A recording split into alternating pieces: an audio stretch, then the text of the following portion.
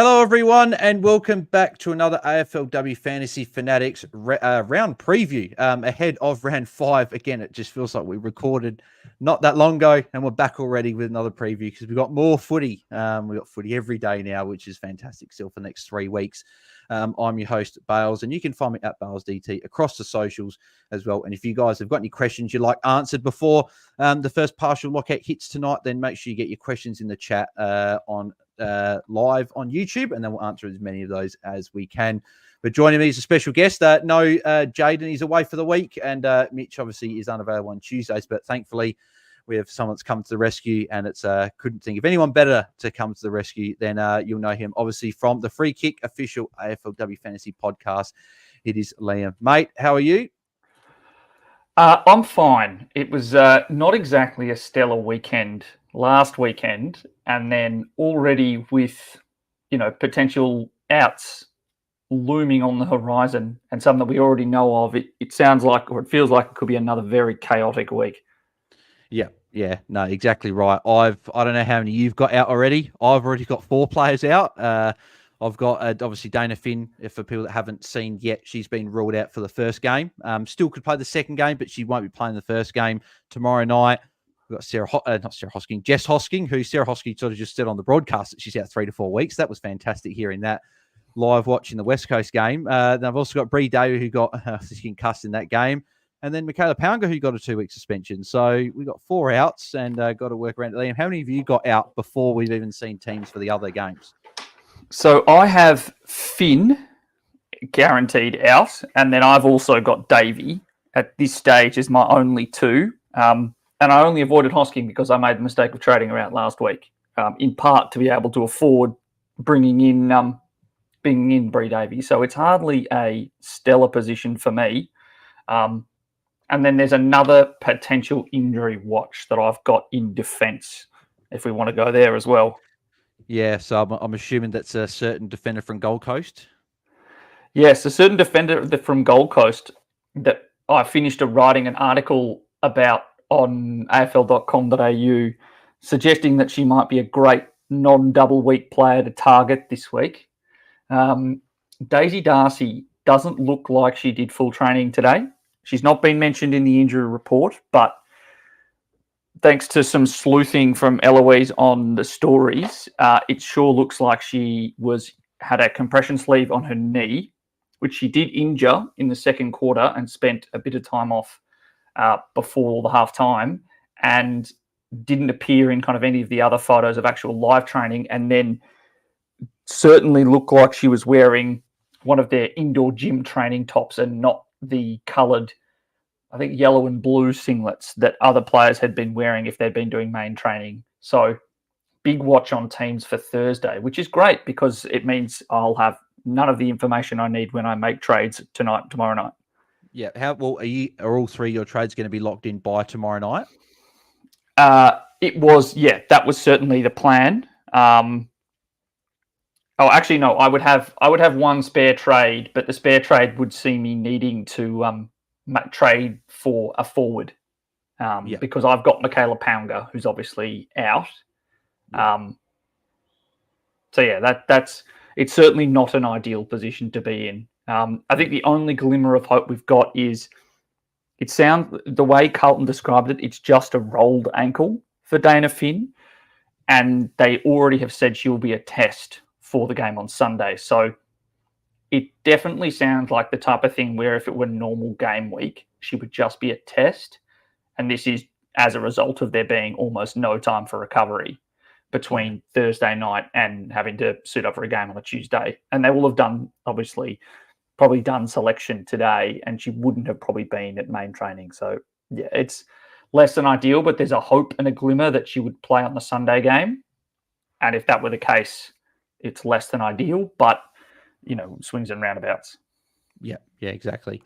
Before we get into sort of the trades and stuff and answering questions, just want to get your thoughts on what sort of your main learnings or takeaways from the first double game week, sort of what you'll be sort of using in terms of planning for the next. Well, it'd be hard to plan when we've got injuries bloody happening every week, but sort of what learnings did you take from the first double game week that you'll use in the next 3?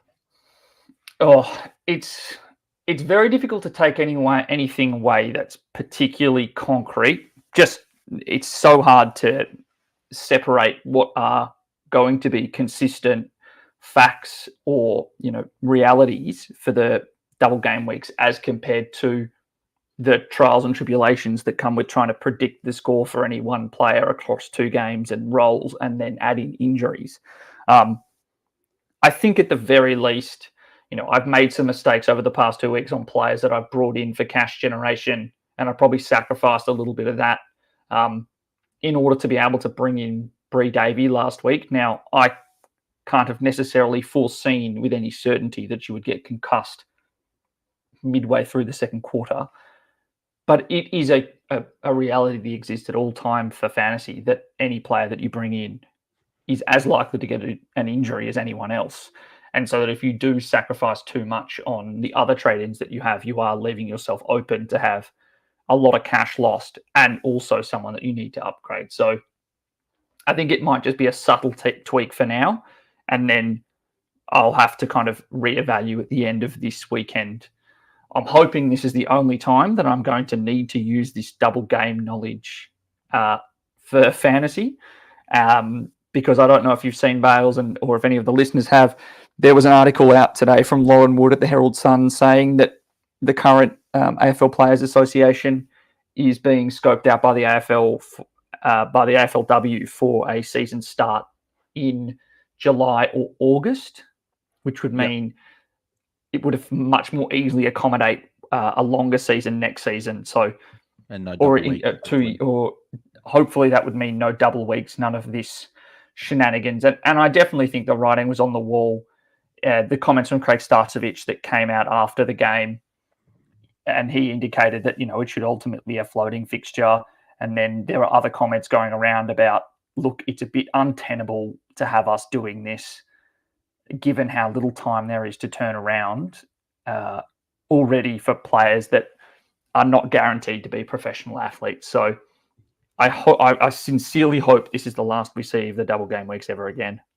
Yeah, agreed. And I don't know if they want to do 11 games, literally just extend the season up by 1 week. 1 week's not a big time. It's not a long time. And I know that I'm sure I know the reason why they think they wanted to do it. Or my understanding was they already were concerned about how tightly compressed the off-season trade and trade free agency and draft period was, under the auspices of we will not have anyone dropped after Christmas. They want that all done before people need to go away on Christmas holidays and disappear off for January, and they don't want that happening then. And you kind of just run out of weeks if you do it that way. Now, I don't believe that that's a sufficiently good reason for the schedule that we currently have, but it is just a fact of existence and it can't be changed now. We'll just see what ends up happening. Yeah, exactly. We could go on a whole podcast about all this. But we'll go to there's a couple of super chats here which we'll answer just in a second. So thanks to Tim and Sam for that. We'll answer those in just a second. But I just want to get sort of trade plans, what they are at the moment, Liam. So what are you looking at with your moves? Obviously, a couple of them have been forced. Like myself, all 3 of mine are forced trades. What are you looking at doing with your trades as of this time on, what is it, Tuesday night at 6:13 Eastern time? Yeah, so at the moment, I've obviously got to get rid of Bree Davey. So I'm looking at downgrading her to Mackenzie Ford from Richmond, which would be the only trade I'd be looking to lock in tonight. And then after that, my most common trade throughout this week has seen me upgrade Izzy Pritchard to Ash Riddell, and then take one of Illyri Morris or EK Smith up to, and I say up, it's only 60k, up to one of Yasmin Dersma or Ariana Hetherington, and field them for a couple of weeks. Hetherington would be a 2-week play, field her this week for a matchup, and then a double game week next week, then look to try and upgrade in my forward line.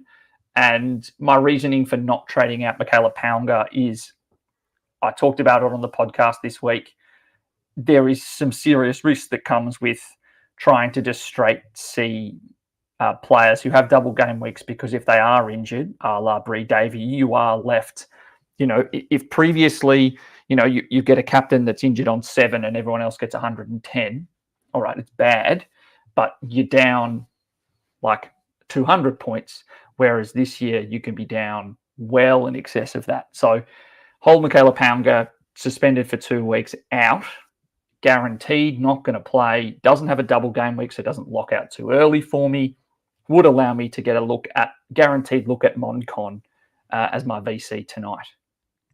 Yeah. And then obviously you hope that Michaela Pound comes in. Obviously, heard you mentioning on the pod that there was a chance that she could have even been dropped if she was there, but hopefully maybe in a couple of weeks she's in double game week. You can even put her at F5 potentially for that week. And I'm looking at holding her as well. As I said, though, 3 trades, all forced. So at the moment, I'm going Jess Hosking to Isla Sheeran.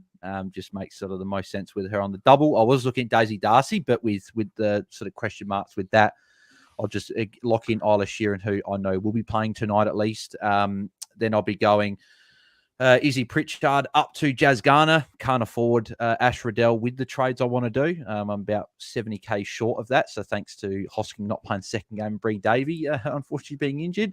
And then I'll be going Bree Davey down to facilitate those trades. And I've currently got Gemma Houghton coming in and putting her at F5 for the double this week. And I'd like her run post this double as well. And being under 500k for what we thought was going to be a premium forward, I'm hoping that we'd even live Levicki out, maybe a little bit of extra ruck. Maybe she has a bit of ruck time. Maybe she gets up the ground a bit more than what she has been. So that's the hope, but we'll see. We'll see how it all goes. What were your thoughts on Gemma Houghton as an option, Liam? Yeah, I think I threw her up on the podcast this week as an option, but as a real roughie, I'd say that my position probably improved on her given Levicki is out. She's, even when Levicki wasn't playing last year, she hovered between 50-20% ruck contests, which is still better than what she's doing at the moment. I think the big thing for her is how much time she's spending deep forward is my kind of main concern. I'll be curious to see. It's not one that I'm necessarily targeting, and I think that's partly down to her break even just being a fair bit higher, and knowing that I'm probably going to want to churn and burn in that position. I'd hope to kind of lock in some cash rises, but I definitely understand the play and have been considering it actively alongside a kind of a host of other options below 500k in defence, not in forward line, at F5, none of which I think are particularly spectacular, but they're definitely there. Yeah. I looked at like a Darcy Vesio, potentially, obviously with Finn being out for the first game. That's an option. I just don't like the fact that she's got North in one of the games, even though she will be on a wing for that game. They will be on the wing for that game. And then also... I can actually discuss that. I don't necessarily think it's a locked-in guarantee that DV is going to play on the wing. Having watched the match simulation, which was when I got a chance to watch Meg Robertson, who's been named as a 300k midfielder, that was the role that Robertson was playing, and albeit it felt like it was relatively low time on ground. So in my mind, Yasmin Dersma is coming in to replace what's her name, Karen Peterson in defence, and then Finn is out, probably replaced in part by Meg Robertson. And I'm not necessarily discounting the possibility that DV spends more time higher up the ground, and they do actually spend some time on the wing. I just don't think it's as simple as kind of 1 + 1 = wing time. Yeah. They've also got Marianne Anthony as well. Yeah, exactly. And Lily Goss has also rolled through the wing many, many times before. And I also wouldn't be shocked if Matthew Buck makes some changes to get the ball in Keely Skepper's hands before, who has had some very quiet weeks after being a kind of great option in previous seasons. Yeah. Yeah, and then obviously the other one I was looking at was Yasmin Dersma, who I could bring in at F5 and field. But the reason I'm probably looking at Houghton is because even I looked at this week is that if I do get forced trades and who I want to be holding longer term, and I feel like Gemma Houghton would be someone I'd rather have on field if I got force trades again next week, whereas we don't know if Yasmin Ders is going to hold a spot. That's my only concern. For Bolter, it's obviously good. We can have a look at how she goes tonight and maybe bring her in Bolter. Absolutely. Same bit with Lulu Beattie as well in defence. But I'm thinking Gemma Houghton. I could get Dersma and Riddell, but I feel like Garner's a pretty good sort of, if I need to get her, I'm pretty happy just settling for Garner and then getting Gemma Houghton up forward. So fair. Actually, we'll answer these super chats here as well. So we'll go to, so Tim Ashworth's got the first one. He says, thanks, mate. He says, is Hosking to Tess Lavey an okay trade? And then going Anderson to Garner, and then Grace Campbell to, I'm assuming that's Alice O'Loughlin being the top kangaroo forward. So, so obviously thoughts on Hosking to Lavey, Anderson to Garner, and Campbell to Alice O'Loughlin.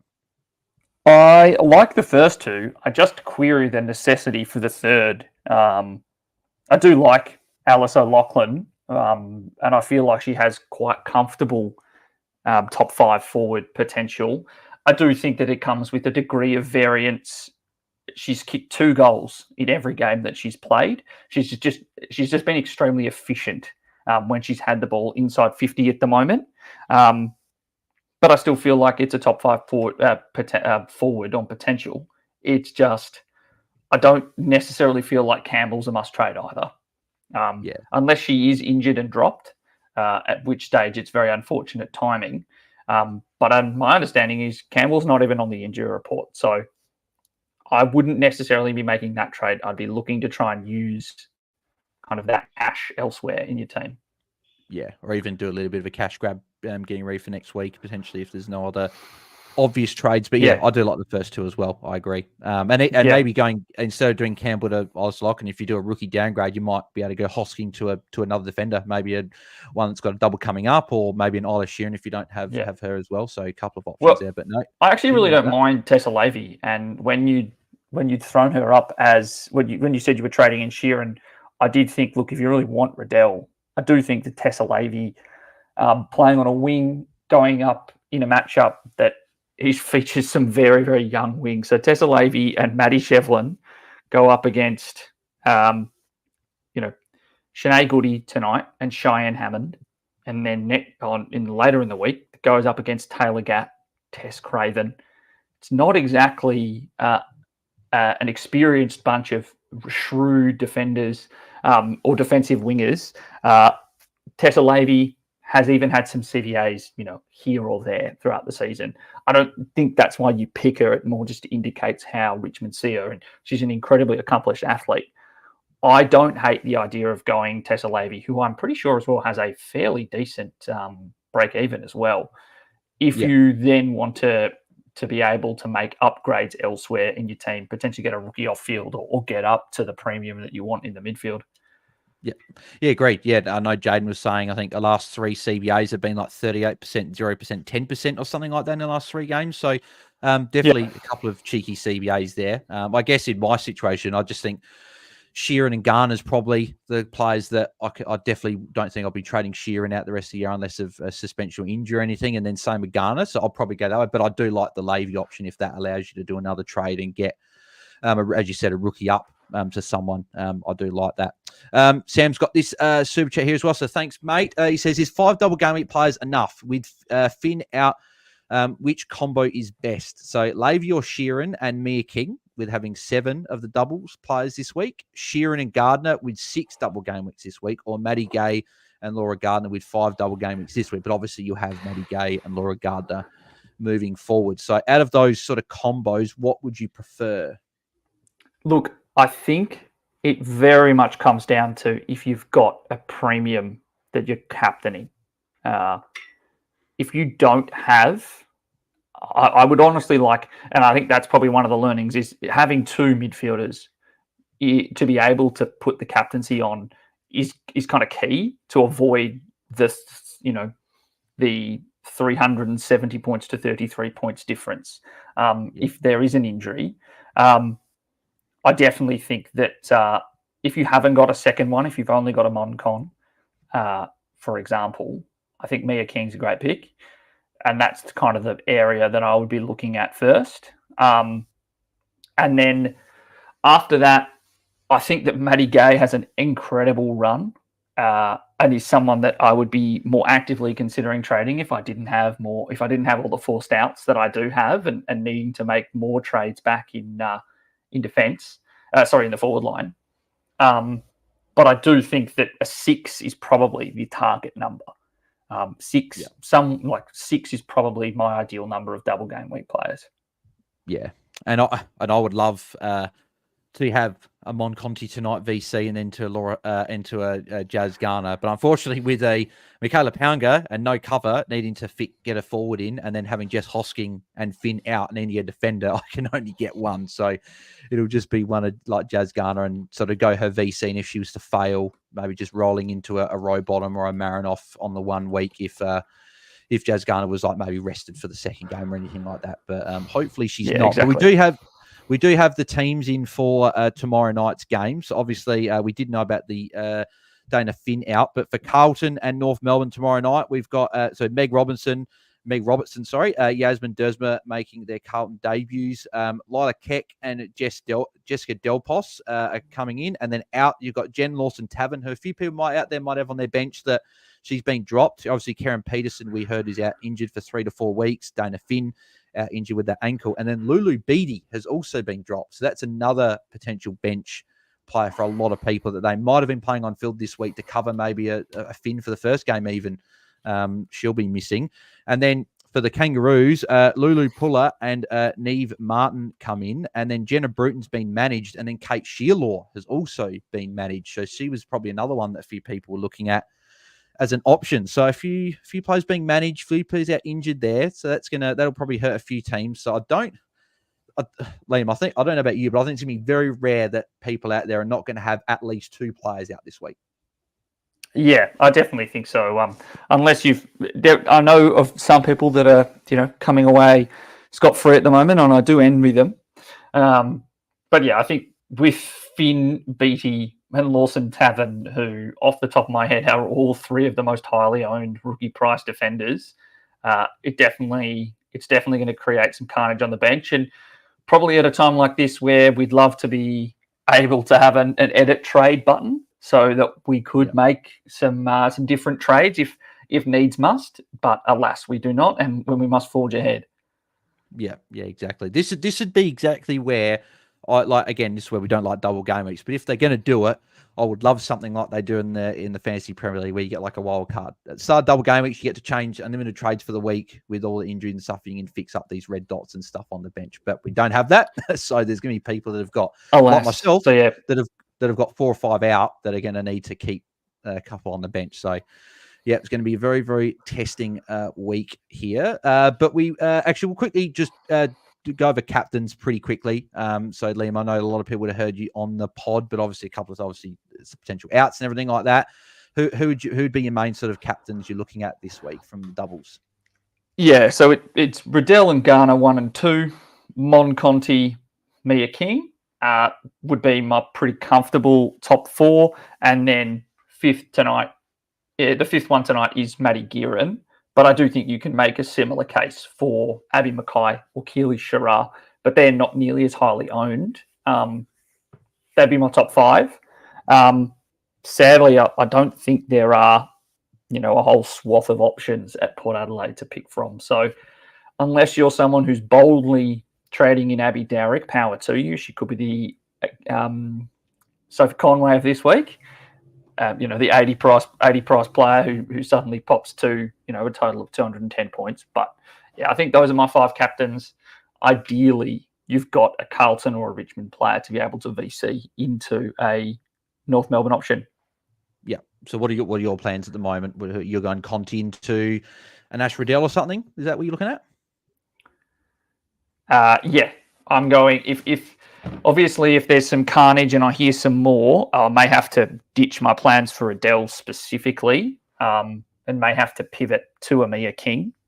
But yeah, at the moment, I'm doing Conti, and all things going well, it'll Ash Riddell as my C. Yeah.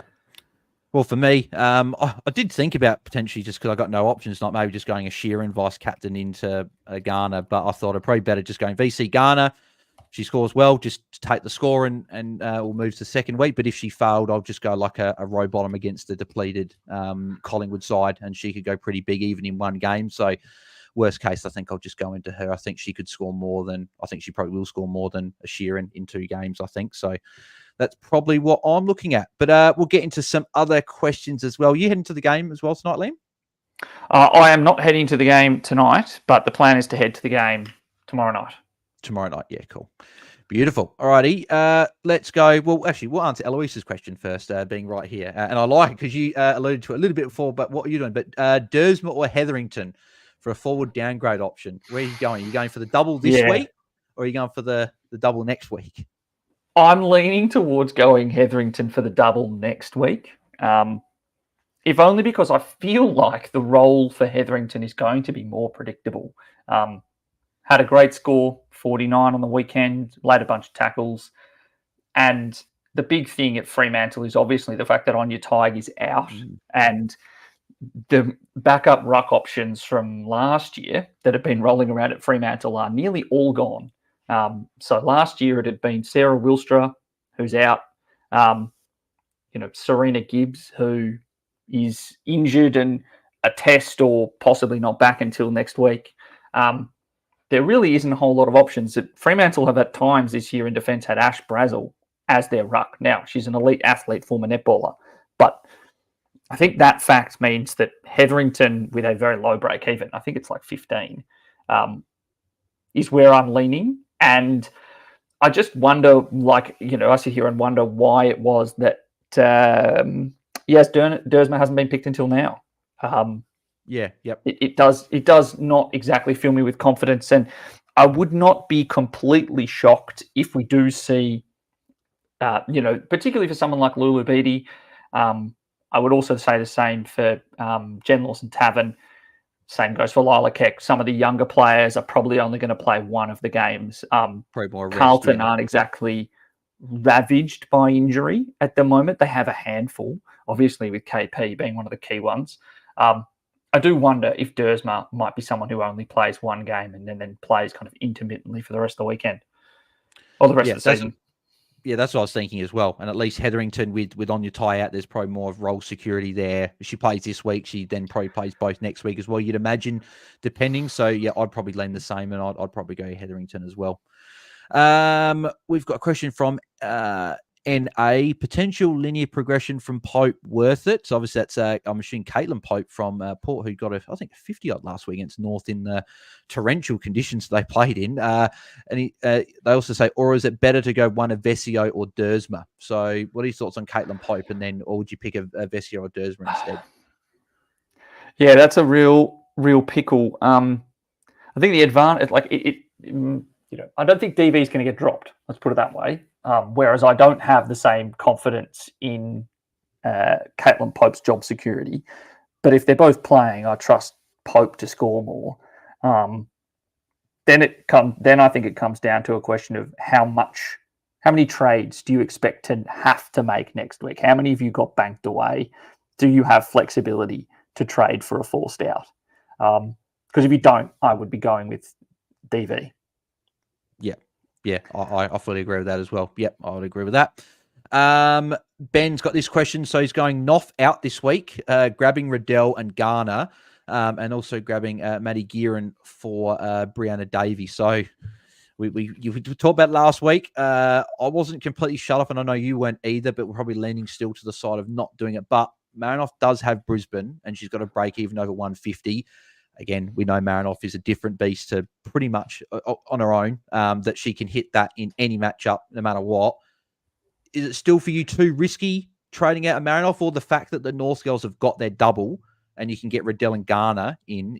Does that maybe offset the Ebony Marinoff if you've got a plan to bring her back in a couple of weeks? Yeah, it's such a conditional on have you got the opportunity to bring her back in next week. And just kind of, I've had a look today, earlier in the week. Marinoff's had a game last season up against Brisbane, had 138. And that included, a below average tackle performance from her with only 9. So I definitely feel as though Noffy is someone who kind of breaks the mats a bit. But I do think there's a better case for it this week than last week, because I do see there being, let's call it 3 premium options. I'll put Jazz Garner, Ash Riddell as each one, and then Moncon and Mia King as, on the cusp of Uber Primo status. Mia King hasn't done it before, but is looking like she's got that ceiling at the moment. And then Moncon has absolutely done it before and has been down on form recently. I think there's a better case for it. I personally am not going to do it. There's a small part of me that cannot bear watching Adelaide go near the ball, because Marinoff is, she's just a different beast. She is, for wanting to find a different phrase to the men's where it's pigs, she's a wild boar. Like, just an absolutely dominant fantasy, force of nature. Yeah. And I especially after seeing this week with the amount of forced trades I've got, I couldn't trade her out, because who knows in round 7, if you get 2 or 3 forced trades and you can't get her in, that is a lot of points. And I know that you get Riddell and Garner this week. I'd be happy to get one if that's all you can get, or even if you get both and you just don't grab a Gearin for that. I just think if you get forced trades in round 7, you're going to lose out on a lot of points in that week, because we know Marinoff, I can't see he's going to rest either of those games, being the captain, and obviously the Crows need to make sure they keep winning. Obviously, depending on up to this week, if they drop this game, they're sort of back amongst the pack there. But I couldn't do it. I was more open to it last week, but after the forced trades this week, that's just completely, I couldn't do it. But I can see the merit in doing it. Jack says he's had Daisy Darcy for 3 weeks now. He's also got Finn, Hosking, Davey, and he's also got Daisy Darcy. So, mate, I'm feeling your pain there with the first 3. Ranked 360, see you next year. Yeah. It's a bit like that for a lot of people, unfortunately, with all these forced trades. But hey, just keep plugging away, keep doing your trades, and hopefully it turns around for you, because you never know. You can still, what if Carnage keeps hitting the next few weeks and you're not too far off? So just, as Roy keeps saying, be the buttermouse, keep going and keep pushing forward. Corey Black. Sorry. I was just going to say, if ever there was a time to not look at the rankings, it's now, because you've not had a chance to look at everyone that's around you and seen how much they've loaded up on double game week players. There were a number of teams that were quite clearly created to try and win the double, win the round prize last week, because they've scored 2,000 points, but they're ranked 16,000. So agreed. Yeah, keep churning, keep making trades. Don't try and just look for sugar hits every week, and then the tide will go out, and we'll actually see who's been swimming naked when we get to round 8, and we see who's actually still got or who's actually got no rookies left on their field and only has premiums. Yep. Yeah. No, agreed. 100%. Corey Blackledge, do we hold Finn or not? Unsure what to do. So I'm holding. I'm going to still have her on field, because I still think that in a Port matchup in that final game of the round, she's good. But I've got cover. I've got a best shilling there, which doesn't fill with a whole lot of confidence with a few low scores. But at the end of the day, I can't do much about it with most forced trades. But I guess if you've got no cover, Liam, would you trade her out if you've got no cover? Probably. But it's again a question of who you're going down to. And if it has to be a double game week player, then you're not exactly filled with potential options.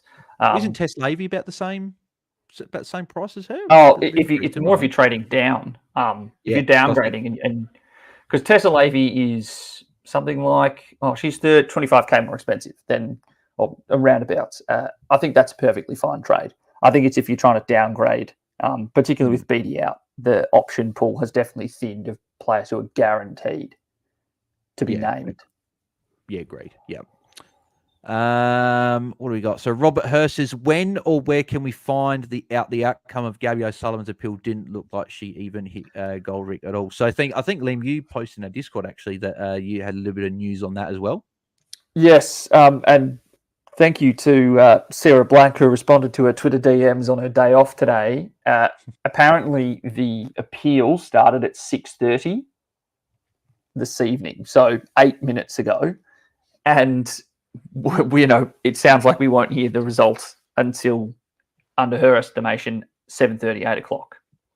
And Yeah. most likely it'll come immediately from the AFL House Twitter account. She suggested it's probably the best option to get up-to-date news. But yeah, it's a real risk. Yeah, I don't know if you've seen the incident. I actually haven't. So I haven't seen the incident either. Okay. I'm sitting here waiting, but I don't have the same pressure. I've got her in Bolter, but I know that I've got time to fiddle around and I've got some flexibility. So I'm not stressing nearly as much as if I had her in official. Yeah. Because from what people have said, it didn't look like much. So maybe she gets off and doesn't get the suspension. But we'll have to see. Hopefully, you don't have to lock all 3 trades in tonight. And you've got a little bit of wiggle room in case she does miss. Gone Mad. And funny enough, shout out to Gone Mad last week. I remember he said about bringing in Ali Anderson, Sophie Conway, and Belle Dawes, all 3 of them. And it would have actually been a pretty good play. But me and Jaiden sat here and said, we think you've gone mad because I think you were trading someone out that we probably didn't. But it probably turned out it would have been the right call. But he does say, think you're picking 3 North mids and forgetting about tonight's match just to check injury updates. Did want Sheeran and Conti, but not game. So I'm waiting. So would you sacrifice one North Melbourne, I guess, midfielder to get Conti to VC tonight? And you'd be happy to miss one of them? Or do you think you'd be fine going for the 3 North Melbourne? I'm assuming he's meaning Garner, Riddell, and Mia King. Yeah, I'd probably want Conti over Mia King if you can then because then you can VC her, I think. If you can VC. I think that's where I'd prefer to go. But look, my trade calls recently have hardly been spectacular, and I don't think it's a slam dunk. But yeah, I'd lean towards bringing in Conti over King. Yeah. Ben Hayes, Bars, did you post a team rank on your Twitter? No, I haven't. I'm moving house on Friday, so been busy with that. But no, I actually post it tonight. I did forget about that, so thanks, Ben, for reminding me. Henry V, wait, what? Why was Hosking a trade? What's with Darcy and Panga? So Hosking, funny enough, wasn't actually ruled out by West Coast. It was actually a twin sister Sarah Hosking on the coverage of the West Coast Brisbane game, saying that Jess will be missing 3 to 4 weeks with a quad injury. So, yeah, she'll be out. And then, obviously, Daisy Darcy, as Liam said before, is with, as Eloise found on the stories and stuff through Gold Coast, is that she was training away from the main group. So that's obviously a bit of a risk there. And then, obviously, Michaela Pounger suspended for 2 weeks for a dangerous tackle on Montana Ham, which, funny enough, I didn't actually know. No one actually saw it until the AFL women's account actually posted it on Instagram. I had seen it. I had watched that game and I knew it was bad. It's one of the ones where I would actually love for it to be tested, particularly for the AFLW, given that it was a sling tackle by a jumper only, and as a result, Montana Ham has both of her hands free, and isn't kind of pinned in the way that she was tackled, and also wasn't concussed. So interesting that she got 2 weeks. Let's say. I was surprised. I thought they might have changed it and tried to get it down to 1, maybe. But as you said, it's a bit different, but it is what it is. So hopefully that's a good rest and she comes back in round 7. Jack says that Davey, Anderson, and Hosking to Conti, Guerin, and Isla Sheeran. Thoughts? What are your thoughts on those 3 moves? Sorry, could you just repeat those? So Davey, Anderson, and Hosking to Mon Conti, Maddie Guerin, and Isla Sheeran. Yeah, I think they're fine. It's just a question of, I don't know if you're upgrading your midfield that much if you are just going sideways from Anderson to Conti. Unless you've got a vision for who that player is or what your midfield is going to look like by the time we get to the end of round 7. I think that might be just 3 sideways trades. Doesn't feel like there's enough of an upgrade happening. Yeah. Obviously, Dave and Hosking can go. That's obviously those 2. Yeah, absolutely. Conti and Sheeran, but as you said, maybe if it's Anderson, well, essentially you're going David Guerin, but you could just go to Conti and then maybe you do a rookie downgrade instead and keep Anderson. That's what I'm doing. I'm keeping Ali Anderson. She was my path to get Riddell and Garner, but obviously with forced trades can't do that. So, but yeah, what are your thoughts on people because I know a few people are looking at trading Ali Anderson out. Obviously the Crows this week, but I think she's got a pretty good matchup next week. I don't know who exactly she's playing, but I know she had a good matchup. Thoughts on people that are trading her out? I think at this stage, she's probably lost an uncomfortably large amount of cash. She was one of the 5 highest cash loss players in the competition, and most of the rest of them there were injury affected ones. So just having a look, it's Adelaide this week and then Carlton, Gold Coast, Geelong as the next three. Carlton Pretty being nice run. by far and away one of the easiest teams to score against, and then Gold Coast just allowed about half of Geelong to have some of their best scores. I'm holding, obviously. I just thought I would lean towards holding. I don't think she'll get tagged in this game. I don't see the Crows. They'll just go head to head, I'd imagine. My query would be if it's a Chelsea Randall stoppage attention style of game, but we've seen when Ali Anderson is on fire, and she's done it this year and last year, she doesn't just score from stoppages.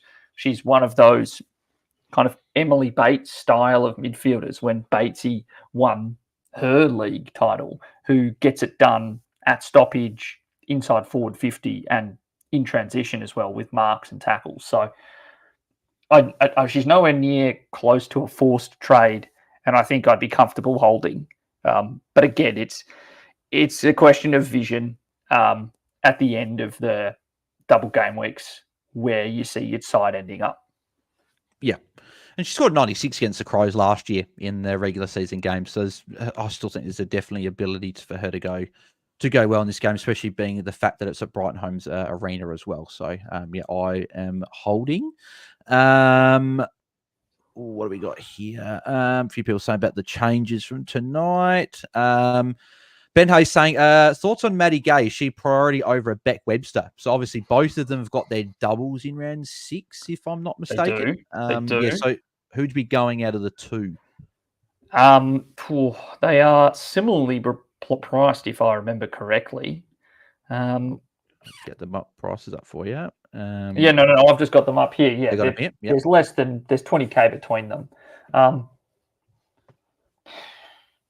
I think I'm potentially leaning just a little bit more towards Maddie Gay. I wrote about her in my article this week.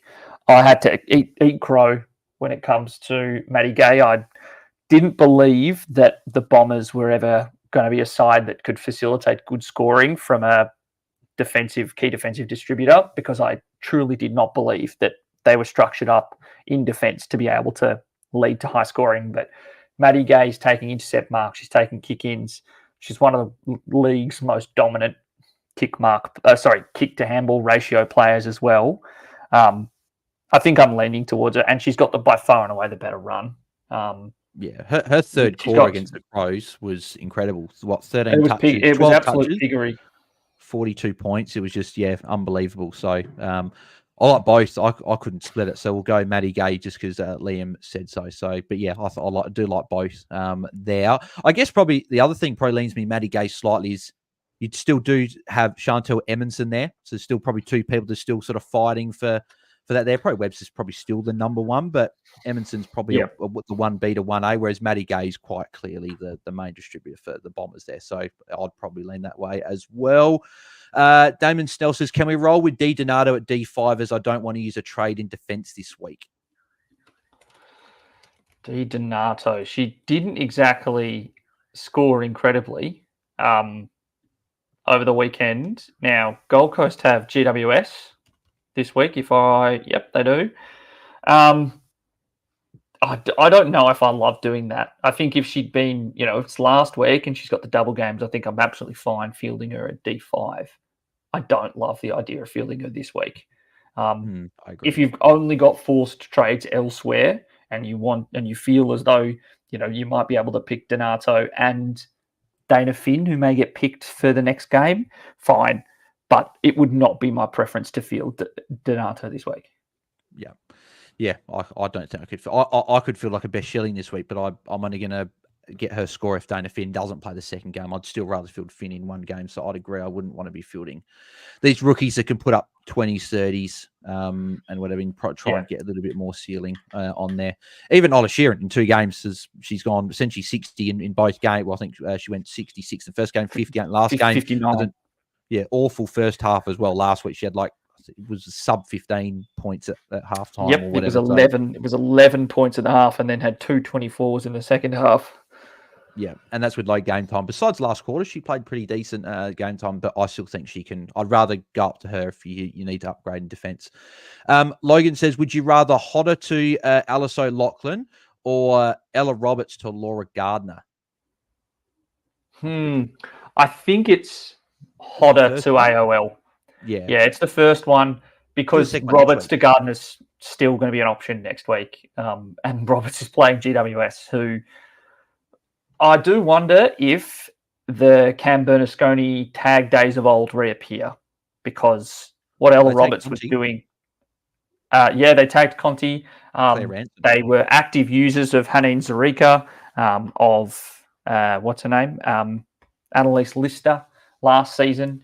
I don't know if Claire Ransom, who they used to tag Conti, is the player to be able to do it. But I think that what Ella Roberts did against Brisbane, I wouldn't be. Beck Beeson is probably their best player at the moment, or close to a second best player behind Elise Parker. So I don't know if you're robbing Peter to pay Paul to do that, but I feel as though this might be the week that, or at the very least, there's more checking attention given to Roberts, who was single-handedly kind of keeping the ball in West Coast possession when they played Brisbane. They couldn't get near enough to her, and I don't think that if they had their time again, they would have put Poppy Bolts on her, who'd been her opponent for a lot of it. Yeah. Got a couple more super chats here. So thanks, Sam, again. Levy or Sheeran? I think I'm still Sheeran if you can get either or. Yeah, I am a smidge concerned about Sheeran's time on ground, but I do love the matchup she's going to be playing in, particularly tonight. Yeah, I'm concerned with the time on ground as well. I guess, again, probably same thing that I said a bit before. If you get stuck with either, I'd rather get stuck with Sheeran than Tessa Levy, even though Tessa Levy's been decent enough. Yeah, I think I'd lean towards Sheeran for that reason. But again, the other cash could maybe facilitate another trade, maybe. Yeah, but again, you've always got to be thinking like you're doing, like, who am I going to get stuck with? How many trades do I foresee needing to make even before things go wrong or players become must-haves? Yeah, agreed, yeah. What do we got here? Another super chat from Corey Blackledge. So thanks, mate. He said, thoughts on Lulu Beattie to Maddie Gay, Ali Anderson to Maddie Gearin, and Alyssa Brooke from Port. So maybe in this scenario, is this where you'd probably tick off Anderson down to Gearin because it gives you enough money to go Lulu Beattie up to Maddie Gay? And then thoughts on Alyssa Brooke as well. Yeah, I like the first two. I see the vision in it. I think I'm happy with it for so long as you've got, like I said, I would prefer, you've got Gearin. But the problem is if you've got Gearin, then you won't be able to VC her because ideally you have a North Melbourne midfielder. I very much query Alyssa Brooke. She, I think, averaged 28 in the Sandford W this past season. Now, it did include a game where I believe she scored 2. From what I can see, it was a very low time on ground game. But outside of that, she's a 30 or 40s player at a level below AFLW. Playing tonight, likely in defence, my guess would be also low time on ground. I would not be trading her in. Yeah, I saw you post the scores for. Yeah, probably there's other rookies that you'd be looking at there as well. But yeah, the first 2 trades I like as well. I guess with I'm just looking at Maddie Gearin's price there. If you didn't have Conti, what's the difference in price? So it's what, $1,042,000. It's about just over 100K. So if you get Conti, obviously you'd get Conti, but I guess you probably can't if you're getting Alyssa Brooke. So probably look for a different rookie there, Corey. But like the first 2.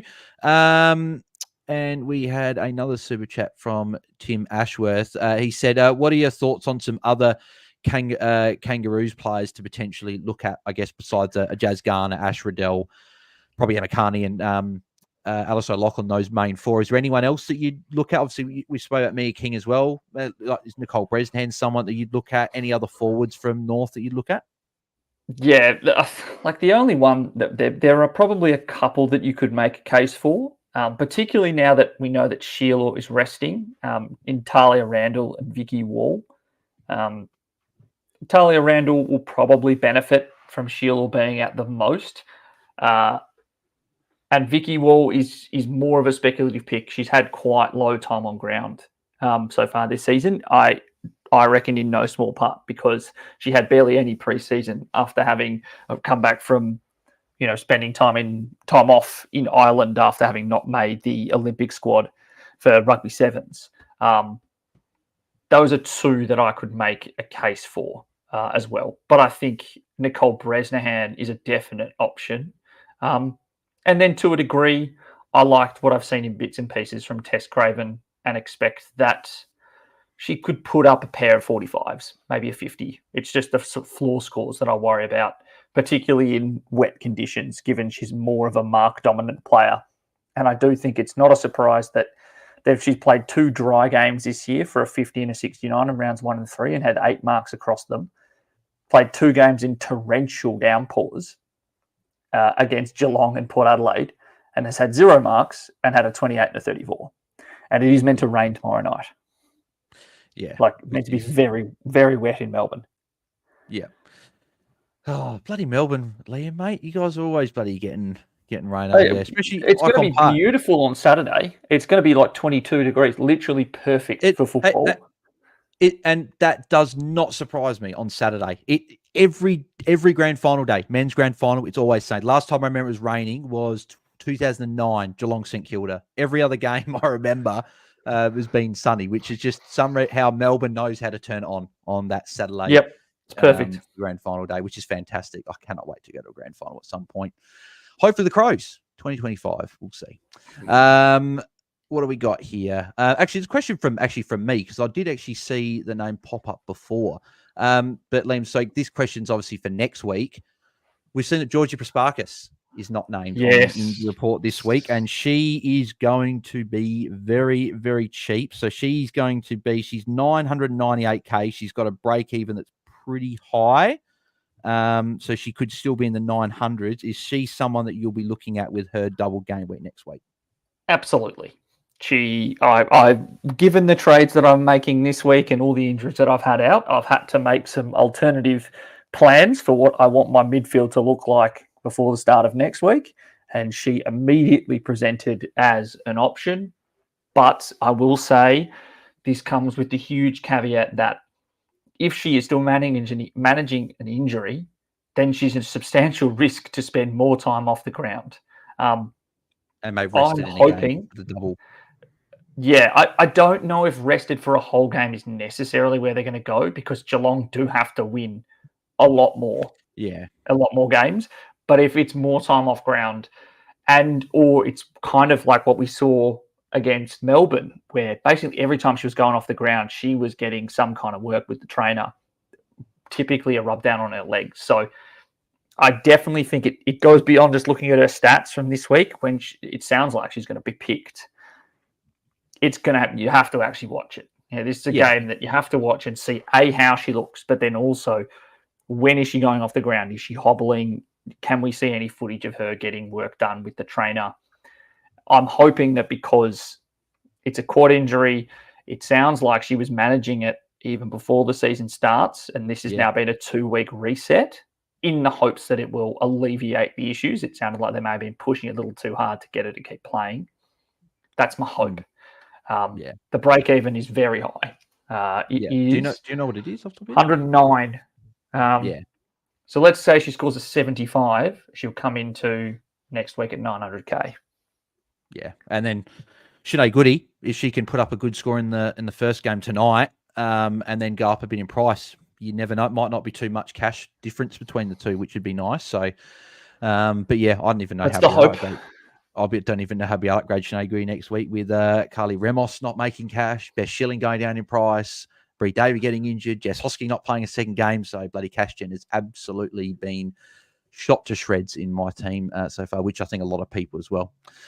Sean's got this question here. So he said, do I go Garner and someone like a Maddie Hendry for the double game week, or go Ash Riddell and Alyssa Brooke on debut with the double game week? So I guess that probably comes down to, is Garner and Riddell similar enough in your eyes where you'd go Garner and the better rookie, or do you think Riddell is the better well, I think we both probably think Riddell's the better option, but is she enough of a better option to go for if it's Alyssa Brooke or another defender that's like, well, not another, sorry, another really, that's 300K?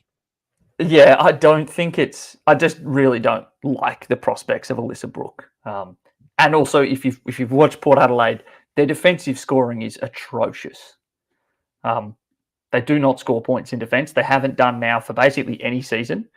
I have a feeling that the highest scoring the defender they've ever had was in their first season in what's her name? Abby Ballard. Alex Ballard. Alex Ballard. Sorry, no, Abby Ballard's the Crows. Abby Ballard's the Crows one. Yeah, You made the same mistake that I made when I was interviewing their captain, vice captain, last season. So yeah, don't make that error when you're interviewing someone from the team. Thankfully, she'd also texted the wrong Ballard that week, asking when she was coming to training. But that's by the by. I would say that there are some other defensive options at or around 300k. I'd say the one that we actually saw play the one that we saw play last week is Caitlin Thorne. But I appreciate that people are probably targeting double game week players. And then the other one that, given all of the injuries, and I don't know if anyone's seen the injury list at Melbourne, is Denby Taylor at 318. Are two that I would pick before prioritising going for Brooke, playing her first game, having been a bad scorer at AFLW level, being someone who sounds like they're picked more on their athletic traits than their football skill prowess. I would be going there before I would be picking Brooke. Yeah. We'll do one or two more here, then we'll let everyone go. Obviously, give people about 10, 15 minutes to look at their teams. Can I ask a question? And it's not for me, but it's one that's been floating around. Who would you field out of Shanae Goody or Ali Anderson? Oh, jeez. I know it's hard. It's the matchup. The Crows. It's bad. Not a great matchup for LEA, but not a great matchup first game for Goody, but a very good one in the second one. Because if you have a look at who scores well against North, it's quite often wingers. If only because they're actually just quite young. They're probably their youngest position. It'll be a combination of Craven, Puller, North. Gat. Don't port play Carlton. Carlton. Carlton also extremely young. Yeah. Sorry, Yeah. sorry. They've been thinking about wing matchups all week. Yeah. Sorry. They're going to have Lily Goss, Keely Skepper, potentially Meg Robertson, Dana Finn. There's scoring to be had on the wings. It's just which one do we prefer? I don't think I could bench Ali Anderson even in a tougher matchup. She could go 120, 130, and we've seen Goody even struggle. I know funny enough, the two games that Goody struggled in was the Dogs in torrential rain essentially at the MCG, and she gave away a few free kicks that day. And then last week against North and Melbourne, got tagged by probably the most athletic player at the Bulldogs in Riley Wilcox. Yeah. And then obviously North Melbourne on the weekend in very bad weather as well. So the other two games, I think she's got 70. So yeah, I still think I'd back Ali Anderson, but maybe if you had a midfield red dot, you could have a look at Goody tonight. But I guess but most people haven't got midfield. Yeah, it's probably most people don't have midfield red dots because that's where we've had most of our cash generators. I think the numbers. What I'm actually thinking that the maths and kind of chance says that Goody probably scores more. And we saw her get a 110 in the preseason. Who was that against? I can't remember. Was that Crows? That was against Melbourne. Melbourne, yeah. And just kind of looking at all of the people, like some of the people that scored 110 last week: Lauren Ahrens, Brie Conan, Jazz Smith, Kathy Spark, Grace Campbell, Alana Porter, Sarah Hartwig, Imogen Barnett. These are all players that scored more than 110. And Goody, none of them are. I'd say that Goody is by far and away the most talented of them. Probably not as experienced as, and maybe is on par with Kathy Spark in terms of raw talent. In two matchups, I think I might lean slightly towards Goody. Yeah, I guess you've probably got at least the floor that she goes at least 80 with 240s, but there's obviously a chance she gets at least a 70 in one of the games, which you mean it's probably a 1. You probably would go Goody actually, because Ali Anderson, she got a 96 last year against the Crows. I don't see her going 130 plus. At best, she probably goes 120, and then Goody's just got to get 260. So, yeah, I don't taught me think what I it's reckon. going to. Yeah, I don't think it's like, and I say this, touch wood, I don't think the gap is going to be astronomical, barring an injury, at which point, obviously, what I said is completely null and void. Yeah. It's a real tough one, though. Like, I've been pondering it today. Yeah.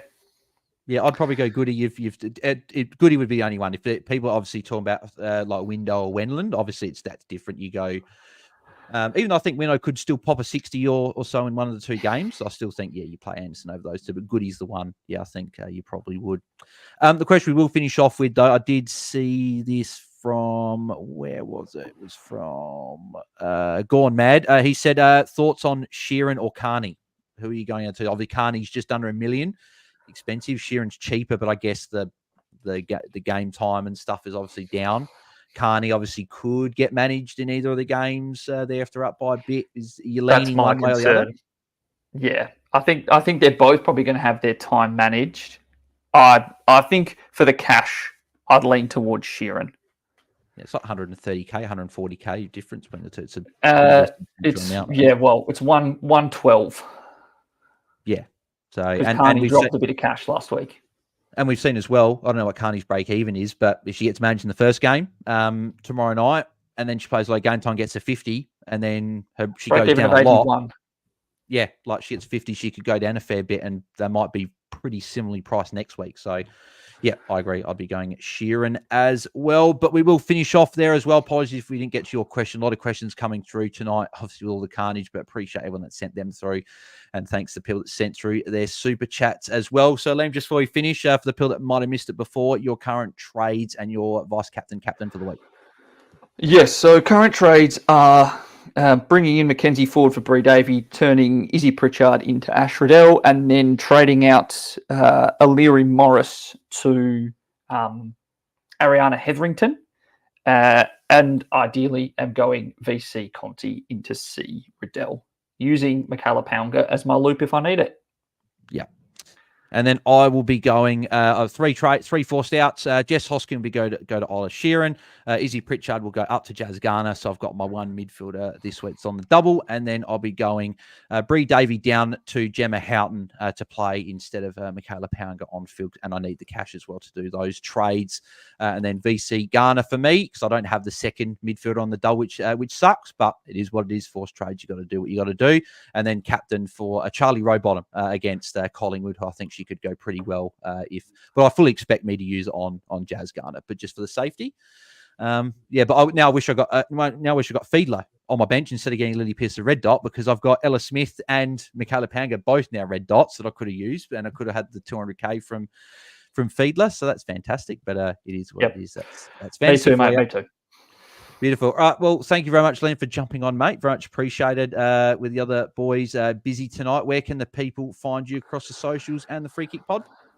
Yep, you can find me on Twitter at Liam AFLW Fantasy. Free Kick Pod is on Twitter and Instagram at Free Kick W Pod. Obviously available on all your good podcasting services, either on our own stream or over on the official AFLW Fantasy stream. And please, for the good of the metrics, Jono and I write an article every week. It's over on the AFL/AFLW website. So give that a read. It's always got our captain picks in there, kind of our best choices for rookies. And recently it's included some of our trade targets, and that's now, I think, 3 that have then been named out within 24 hours of releasing it.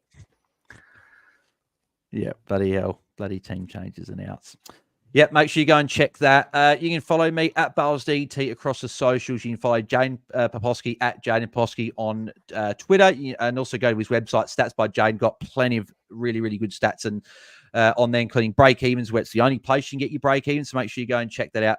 Plenty of other stats where I could reel off a heap of it, but make sure you go and check that as well. You can follow Mitch at Ball Boys Fantasy, and you can follow us at AFL Fantasy Fans on Twitter as well. If you've got any other questions, send them through to Ask Me on Q, spelt QU.com/AFL Fantasy Fanatics, so I can continue answering your AFLW Fantasy questions there. And if you're listening back on the video, make sure you smash a like on the video. If you're watching live now as well, make sure you subscribe to our YouTube channel. If you're listening back to the podcast, please leave us a 5-star rating and review. That would be very much appreciated. Good luck, everyone, for round 5. Hopefully, it all goes smoothly from now. Hopefully, the carnage is done and we can have a good round 5. Hopefully, you guys score well, your captains go well, and we'll chat to you guys on Sunday night live again at the same time for our round review. So thanks, everyone, and good luck for round 5. See ya. See ya.